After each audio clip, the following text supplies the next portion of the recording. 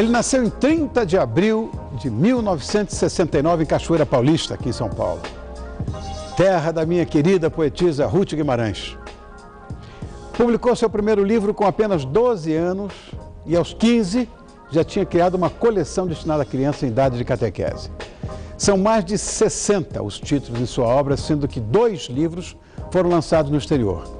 Os 10 Mandamentos da Ética, em 2004, na Argentina, no Chile, na Espanha, pela editora Aguilar Santilina, sei lá, e Pedagogia do Amor, em 2006, na Espanha, acho que pela editora PPC-SM. Bom, preste atenção, doutor em Filosofia do Direito e em Comunicação e Semiótica, mestre em Direito e em Ciências Sociais e graduado em Direito e em Filosofia. Ele deu início à carreira política, ainda menino também, aos 19 anos, como vereador e presidente da Câmara Municipal de Cachoeira Paulista. Foi secretário da Juventude, Esporte e Lazer e, posteriormente, secretário de Educação do Estado de São Paulo. Além de presidente do Conselho Nacional de Secretários de Educação, o CONSED, isso por 2 mandatos seguidos. Em 2008, elegeu-se vereador da nossa cidade de São Paulo, destacando-se como o mais votado do Brasil. Atualmente, exerce o primeiro mandato como deputado federal, agora está no PMDB de São Paulo, tendo sido eleito com mais de 500 mil de votos. Bom, é também membro da Academia Brasileira de Educação e da Academia Paulista de Letras. Quer dizer, títulos e condecorações recebidos aos montes, mas eu queria destacar o Prêmio Personalidade do Ano 2005, Educação, conferido pela revista Isto É, Gente, o prêmio O Educador que Queremos, do Pensamento Nacional das Bases Empresariais, PNBE, o troféu Raça Negra, em 2005, o prêmio Educação Visconde de Porto Seguro, foi em 2004, se não me engano, o prêmio Fernando de Azevedo, Educador do Ano, também em 2004, otorgado pela Academia Brasileira de Educação. No perfil especial dessa noite, é com muito prazer que eu recebo um queridíssimo amigo, uma pessoa a quem eu respeito e admiro e tenho muita honra em ser amigo dele. Recebo Gabriel Benedito Isaac Chalita, ou simplesmente Gabriel Chalita. Tão contente que você está aqui, faz tempo que você não aparece aqui, Gabriel. Bom, querido. Que bom que você está aqui. Tudo bem? Tudo ótimo. Não, tá lindo, né? Cansado, que eu sei que você está batalhando a beça, mas está bonito. Mas ir aqui descansa, né? Ah, que bom com você. Amigo não vale, vai. Amigo não vale, né? Olha, eu estava pensando outro dia, nós tivemos uma formação muito parecida em relação à literatura. Porque criança normalmente não gosta de ler, tem muita dificuldade e por isso eu acho que não aprende a escrever. Acho que uma coisa é consequência da outra. Quando foi que o menino, Gabriel, virou escritor? Olha, você falou no começo da Ruth Guimarães, foi uma das mulheres que me influenciou muito lá em Cachoeira Paulista. É minha querida. A Ruth Guimarães mora, né, lá em Cachoeira Paulista ainda, hoje ela é membro da Academia Paulista de Letras, tem 90 anos de idade, e ela conversava com os pintinhos, com as galinhas, e ficava com uma máquina de escrever velha, e eu ficava perto dela, vendo aquela mulher escrever também, e ela me emprestando livros, contando histórias. Depois eu tive uma mulher no asilo que chamava Dona Ermelinda, que era uma grande contadora de histórias, que foi assim a primeira mulher que me emprestou livros. Porque em casa minha mãe comprava aqueles livros por metro, né, enchia a estante e não podia ler. Minha mãe está vendo, vai falar, você fica falando mal de mim. Mas achava que não, né, aquilo não era importante. E lá no asilo eu conheci essa mulher, que era uma grande contadora de histórias. Aliás, Rony, essa coisa da contação de histórias é algo fundamental. A Ruth contou várias histórias aqui, velho. É, maravilhosa. Não, e a Ruth contava histórias folclóricas, né? Eu acho que essa experiência da cidade do interior me ajudou a viajar por essas personagens, por essas histórias, a gostar disso, né? Eu gosto de contar história, gosto de ouvir história, né? Às vezes eu fico meio frustrado quando eu vou num restaurante, aí tem lá o pai, a mãe, os 3 filhos, cada um com um joguinho no celular, isso me irrita muito. O outro passando mensagem, ninguém conversa. Isso me irrita muito. Isso é uma delícia, o prazer de você beber do conhecimento do outro, trocar experiência, né? Gabriel. Claro, claro. Agora, em que momento da sua vida você olhou para o espelho e disse o seguinte: eu acho que eu posso fazer a diferença nesse país? Porque você fez, continua fazendo e vai fazer. Sabe que quando eu era criança eu tinha muitas vontades, né? Por exemplo, eu queria ser Ayrton Rodrigues. Eu não queria ser apresentador de programa, eu queria ser Ayrton Rodrigues. Achava bonito alguém falar e fazer as pessoas felizes na hora do almoço, porque era almoço com as estrelas, né? Ele e a Lolita.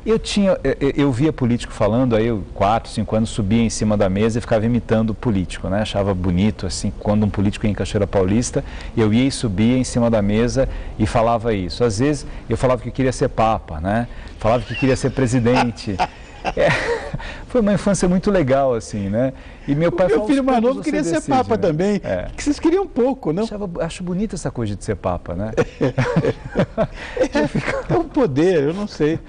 Achava aquela figura, assim, todo de branco, né? Assim, eu acho que eu quero ser isso, né? E assim, agora, a primeira vocação que brotou muito forte em mim, até mais do que de escritor, foi de ser professor. Como eu assim, sempre fui muito religioso, eu terminei a minha primeira Eucaristia com 8 anos. Aí uma senhora que dava catequese em Cachoeira Paulista, ela falou, você não quer vir o ano que vem me ajudar? Então eu com 9 anos virei catequista. E ela ficava doente, então eu dava aula de catequese. E o dar aulas, o ofício do ser professor, Rony, é uma coisa extraordinária. Você entrar assim na vida de alguém, ajudar essa pessoa a acreditar que ela pode, que ela sabe, né? Porque o que é educar? É tirar, né? É você tirar de alguém o que ele tem de melhor. E aí eu comecei a dar aula nessa época de catequese, no estado com 15 anos de idade e nunca mais saí da sala de aula, né? Hoje eu tô com 42 anos, né? Sou professor há 27 anos, oficialmente, né? Se contar a época de catequese, mais tempo ainda. Claro. E continuo dando aula. Eu quero pegar esse gancho aí, Gabriel, que dizem que um povo sem educação é mais fácil de ser manipulado. Eu concordo com isso. Agora, dá para mudar a realidade desse país? Eu estou com uma pesquisa aqui que me incomodou muito, o censo 2010 do IBGE. 9,6% da população com 15 ou mais anos é analfabeta. Significa quase 2 milhões de analfabetos. Isso é uma tristeza. Sabe por que é uma tristeza? Porque o Brasil hoje é a 5ª ou a 6ª potência econômica do mundo, né? Tem Estados Unidos, China, Japão, Alemanha, França, o Brasil encostado na França, passou a Inglaterra, então nós somos uma potência econômica. A China, em 1981, estava em 40º lugar em PIB, né? Hoje está lá em segundo lugar. Mas a China, naquela época, ela tinha 800 milhões de pessoas absolutamente abandonadas. A educação fez uma revolução na China. Hoje a China, no PISA, é o melhor país do mundo em termos educacionais. Depois vem Finlândia. A Coreia, há 30 anos, era uma pobreza impressionante. Com a educação, a Coreia se transformou, né? A Espanha se transformou, agora está com problemas econômicos, mas o que a Espanha conseguiu se modernizar com a educação, e o Brasil, que é um país rico, é uma riqueza injusta, porque um país só é rico de verdade, né, quando ele consegue, de uma forma justa, dar uma educação de excelência aos seus filhos. Nós que somos a 5ª ou a 6ª potência econômica, nós somos a 80ª potência educacional. É vergonhoso isso. Eu acho. E por quê, Rony? Nós já tivemos excelentes projetos educacionais, mas falta no Brasil maturidade política para que um governante dê continuidade ao que o outro fez. A primeira experiência de escola em tempo integral no Brasil foi com Anísio Teixeira, em 1940, na Bahia. Se o Brasil tivesse dado continuidade àquilo, hoje nós seríamos uma potência educacional. É muito triste para um pai, para uma mãe, saber que seu filho vai para a escola e não aprende, né? Saber que tem analfabeto. Eu tive no Líbano agora com o vice-presidente da República, com Michel Temer, com alguns deputados, e a gente visitou, né, projetos educacionais, visitou um monte de coisa no Líbano. E veja que interessante, o Líbano é um país pobre perto do Brasil. Lá, as crianças mais pobres ficam pelo menos até 3 horas da tarde na escola. E as crianças falam árabe, inglês e francês. Então, você encontra uma criança na rua, percebe que você não fala o árabe, ela fala assim, você prefere inglês ou prefere francês? A criança libanesa é mais inteligente que a brasileira? Não. É falta de oportunidade, é falta de uma decisão política e da sociedade de mostrar que a educação é fundamental. Olha, quem está falando isso para a gente, que se ele não tivesse nenhuma qualidade, eu ia inventar, porque amigo, se não tem, a gente inventa. Mas aí tem todas. O amor é assim. Mas olha, eu anotei um monte de coisa que eu podia deixar passar batido. Ó, professor dos cursos de graduação e pós-graduação da PUC, da Pontifícia Universidade Católica aqui de São Paulo, da Universidade Mackenzie também, do Complexo Educacional FMU, Faculdade Metropolitana das Uinas, né? Palestrante nas áreas de educação, de filosofia, de ética, de relações interpessoais, membro da Academia Brasileira de Educação, da Academia Paulista de Letras, me lembro tanto quando você entrou. Quantas horas, perdão, tem o seu dia? Olha, hoje, por exemplo, eu dei uma palestra em Campinas cedo, estava em Brasília, fui para Campinas dar uma palestra, foi muito legal, aliás, um fórum de competitividade e educação organizado pelo Mário Garneiro, fantástico fórum. Depois eu tive várias reuniões, eu dei uma palestra agora no Tribunal Regional do Trabalho sobre ética e direito, né? Estou aqui, tenho uma palestra num jantar depois. Sabe o que eu acho? Quando a gente faz o que a gente gosta, dá certo. Eu tenho prazer, assim, o livro que eu estou lançando amanhã aqui em São Paulo, eu escrevi em janeiro, né? As pessoas, que hora você escreve livro, né? Janeiro é o mês que as pessoas tiram férias, eu fui viajar com um casal de amigos, e eu falei, olha, eu viajo com vocês, mas eu só encontro vocês no jantar, durante o dia eu escrevo o dia inteiro. Mas isso me dá um prazer imenso, né? Saber que alguma pessoa está lendo o livro, que eu estou escrevendo, que eu estou... Então, assim, eu tenho muito prazer naquilo que eu faço, no trabalho que eu faço, né? Você sabe que meu pai, que você conhece, ele me ensinou isso desde pequeno. Meu filho, procure fazer aquilo que você gosta, porque você vai correr o risco de não precisar trabalhar um único dia da sua vida sequer. Que é prazer, né? É prazer. Bom, eu estou com os dois mais novos aqui, que é... Este encontro é que eu achei que deveria ser uma coisa maravilhosa. Sócrates e Thomas More. Você imagina só, Sócrates e Thomas More. Esses livros estão... Por acaso estão frisados? Não. Se não tiver, eu já mostro aqui. Vou mostrar. Esse que vai ser lançado amanhã. Ó, Sócrates e Thomas More. Já está frisado, sim.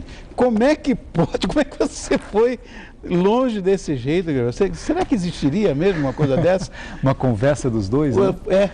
Um de 400 a.C., o outro do final da Idade Média. Você sabe, a teoria de Sócrates é uma teoria muito bonita, e de Thomas More também, né? E eu gosto, assim, com simplicidade, né? Sem banalizar, mas com simplicidade, falar de filosofia. É paixão que eu tenho. É uma paixão a filosofia, né? Paixão. E Sócrates era aquele pensador que deu ao ser humano a reflexão de que ninguém é burro, de que o só sei que nada sei, essa consciência de que a dúvida é melhor do que a certeza, de que as perguntas são melhores do que as respostas, né? É ele que falou isso do tirar para fora da educação. A mãe dele, que era parteira, dona Fenareta, ele dizia assim, minha mãe não faz uma criança, ele ajuda a criança a nascer. Um mestre faz isso com o seu discípulo. Então eu peguei... Essa analogia é linda. É muito bonito, né? É o parto, ajuda a nascer, ajuda o seu aluno a colocar para fora aquilo que ele tem de melhor, está dentro dele, ele tem aquilo de melhor, né? Ajuda o seu filho a colocar para fora o que ele tem de melhor. Na verdade, os apaixonados por filosofia, dentre os quais eu me incluo, a gente fala de Spinoza, de Kant, de sei lá... Mas não vai para trás, não vai para Sócrates, que foi o pai de tudo isso. Foi o pai de tudo isso. É engraçado. O pai do antropocentrismo na Grécia, né? Trilogia clássica. Exatamente. Mas aí o meu Sócrates é um camponês. Então não é aquele Sócrates filósofo, é um camponês. Só que é um camponês que tem, né, aquelas ideias que Sócrates tinha. E conversa com um professor, que é Thomas More. Manda uma carta para Thomas More. E quem é o Sócrates? É um camponês que mora no interior, que é cheio de sonhos, de ilusões, de utopias. E quem é Thomas More? É um professor já desanimado, que não acredita mais no ser humano. Então Thomas More tenta mostrar para Sócrates que as pessoas são muito vaidosas, que as pessoas são invejosas, que as pessoas disputam poder, que as pessoas são dissimuladas, que as pessoas elas vão se aproveitando das outras e jogando fora, os aduladores do poder. Aí Sócrates tenta mostrar para Thomas More que as pessoas ficam assim, mas elas não são assim. E aí fica o embate dos dois. São uma coisa de humanismo, fora da filosofia. E ali o outro. Esse livro, Rony, O Pequeno Filósofo... Pequeno Filósofo. Está frisado também? Se tiver... Está ali, ó. O Pequeno Filósofo. Eu lancei faz 3 meses, já vendeu 250 mil exemplares em 3 meses, graças a Deus. É uma história... Ali é um romance, né? É ficcional. É uma história de um homem que está no trem e encontra um menino, encontra o Pequeno Filósofo. E aí esse trem para em várias estações. E eles descem e cada uma das estações eles aprendem um pouco sobre a vida. É um homem que em princípio está morrendo e aí ele encontra esse pequeno filósofo que o ajuda a refletir um pouco sobre as estações que foram boas e as que não foram boas na sua vida. Engraçado essa história de humanizações. Quando a gente conversava aqui, ia passando suas fotos, você bebê. Bom, você atuou em diversas ONGs, eu notei aqui algumas, entre elas a Juventude Latino-Americana pela Democracia, a JULAD. Com Franco Montoro. O autor me colocou na gelagem. Com o tio André. Meu pai, esse meu segundo pai que foi o Franco André, Montoro. grande figura, tio André, tio Alci. Puxa vida. Qual foi a sua reação ao saber dessa história, desse dinheiro que foi repassado pelo Ministério do Esporte? E foi desviado, porque esse dinheiro devia ter tirado crianças da rua. Eu fiquei numa indignação, Gabriel, não sei. Por que acontece isso? Eu acho que a primeira coisa, Rony, é mostrar o seguinte: ONG é uma coisa boa. Tem ONG ruim, mas ONG é uma coisa boa. Porque hoje as pessoas começaram a carimbar tudo quanto é ONG, e há ONGs maravilhosas, É a que história fazem da polícia, trabalhos que tem lindos, policiais maravilhosos, acontece um desvio, pronto. Polícia não presta, é igual. Agora, uma ONG pegar um dinheiro que poderia tirar a criança da rua, que poderia alimentar alguém, isso é uma tristeza. Isso é uma mácula que o Brasil tem, né? Há cálculos que o Brasil perde 41 bilhões de dólares por ano em corrupção. Isso é uma tragédia. A gente Quanto? usa 41 bilhões de dólares por ano em corrupção, segundo dados do Banco Mundial. Isso é uma tragédia, né? Corrupção dos municípios, nos estados, no governo federal. E assim, é um negócio que às vezes parece que não tem fim. Que onde você mexe, né, tem alguma história, e as pessoas foram se acostumando com isso. E não deveriam se acostumar, deveriam ficar indignadas com isso. Claro. E eu às vezes encontro alguém, né, história de político: Chalita, eu desejo que você faça muita coisa. Eu sei que todo mundo rouba mesmo. Eu falo, não, todo mundo rouba não. Não é verdade. Essa história do rouba mais faz, a gente tem que acabar com isso, né? Tem que mostrar que é possível fazer uma política com seriedade, com respeito. O meu sonho era que a educação ajudasse a isso, mas como a educação demora, eu acho que a gente tem que investir mais em tecnologia, colocar tudo na internet, as pessoas terem mais acesso a contas, né? Se todos os hospitais, tudo que os hospitais comprassem tivesse na internet, facilitaria o processo de você saber por que esse medicamento custou tanto aqui e o outro custou tanto lá, né? Os deputados têm que colocar no seu site as emendas que eles indicam, a quem eles dedicam as emendas.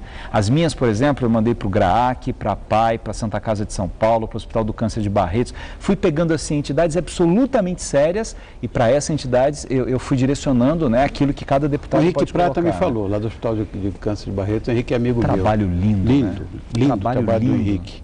Agora, você comentou, inclusive, aqui, de que você tem a religião como um caminho que me parece, às vezes, até fascinante na vida. Nós vivemos aqui um país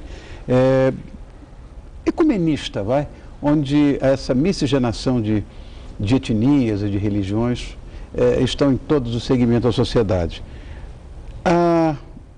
Eu, especialmente, acho, Gabriel, que um homem sem fé, ele nem pela metade está. Ele não é nada. Eu queria saber da sua relação com a fé. Eu tive, assim, um pai muito religioso, uma mãe que é muito religiosa, que está acompanhando o programa hoje. Minha mãe e minha tia, as duas lá, são apaixonadas pelo Ronivon. Beijo aqui. Bonitinhas. Elas são lindas, a Anícia, a Leila. E são assim, eu aprendi em casa essa relação de fé, né, de agradecer a Deus, de conversar com Deus. Me lembro uma cena muito dolorosa na minha vida, quando meu irmão morreu de acidente de carro com 21 anos, né? Depois eu perdi um outro irmão também que tinha síndrome de Down, mas esse que morreu com 21 anos, eu via meu pai ali, né, perto do caixão, agradecendo a Deus pelos 21 anos de convivência que ele teve com aquele filho tão especial, né? Meu pai era um homem de muita fé, minha mãe reza o dia inteiro, né? E para mim a relação com Deus é uma relação que me ajuda a amar mais as pessoas. Eu não acredito numa religião que tem preconceito, numa religião que discrimina, numa religião que acha que a outra religião é do mal, né? Eu acredito numa religião que faz aquilo que Cristo fazia, né? Que era cuidar, que é estar com os leprosos. As pessoas tinham nojo dos leprosos, medo, e ele estava com os leprosos. As pessoas queriam apedrejar as pecadoras, ele estava ali com a pecadora. As pessoas detestavam o cobrador de impostos, ele fala assim: Zaqueu, desce aí dessa árvore, vou jantar na sua casa hoje à noite, né? Para mim, religião é isso. É essa capacidade que você tem de, ao ter uma intimidade com Deus, ter mais respeito pelo ser humano. Também é um texto que eu já ouvi do meu pai, que é um homem religioso também, e eu fui criado dentro de um ambiente assim. E eu uma vez conheci uma pessoa que eu admirava muito, tinha muita vontade de conhecê-lo, e acabaram me apresentando a ele, acabei tendo uma relação de afetividade com ele, foi o Chico Xavier. E eu perguntei uma vez essa história de religiões, e ele me disse o seguinte: Rony, na verdade, só existe uma religião, e só vai existir uma única religião. que é a religião do amor. Quer dizer, aquilo que o teu mestre e o meu pregou. Exatamente. Acho que Jesus de Nazaré teve, na verdade, essa história de você olhar para o seu semelhante e viver nele um espelho. Então, claro que vai refletir em você aquilo que você fizer ao seu semelhante. Através disso, eu acho que todo o conflito humano vai desaparecer. Exatamente. Eu espero estar vivo para ver isso. Eu acredito no mundo de todos os irmãos. Eu também.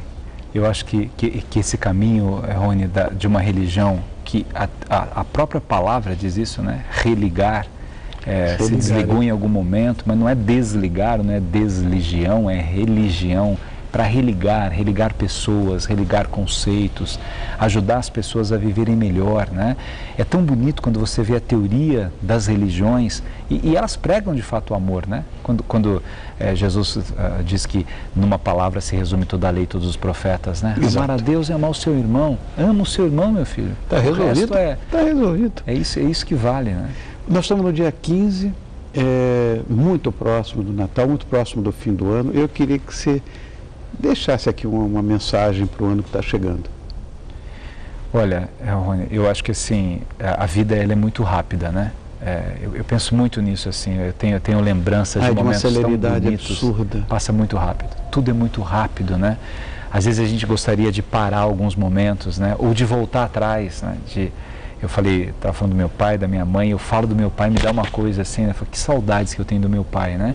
E por maior que seja a fé, você não pode deitar no colo daquela pessoa, você acredita que ela está numa outra dimensão, numa outra vida, mas ela não está aqui do lado, você não deita no colo, você não beija, você não abraça, né?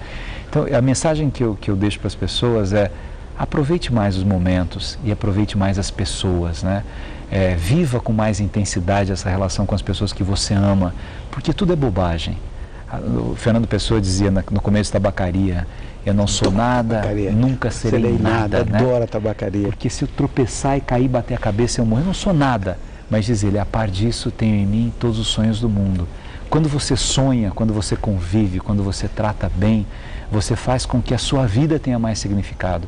Então, meu desejo a esses telespectadores que te amam, né, como o grande príncipe da televisão, que no próximo ano a gente tenha mais sonhos, né, e a gente ressignifique um pouco as nossas relações humanas. Obrigado, querido. Eu que agradeço. Eu quero mandar um beijo para um amigo nosso comum que está nos assistindo agora, porque sabe que você viria aqui, o Paulo Bonfim. Paulo Bonfim. Paulo, um beijo dos dois amigos para você. Obrigado, querido. Aliás, o Paulo Bonfim disse assim: todo ser humano precisa de um tema para viver. Quando você tem um tema para viver, a sua vida fica mais bonita. Ai, que bonitinho. Obrigado, querido. Adorei que você estivesse aqui. Você não vai dormir agora, né? Não vou. Ainda vai para jantar. Vou para jantar. Nas 96 horas é muito pouca coisa para o seu dia. E a próxima vez eu quero ser convidado para o jantar também, né? Que você Tô vendo quiser. As coisas ali e tal, me deu uma fome. Daqui a pouco. Obrigado.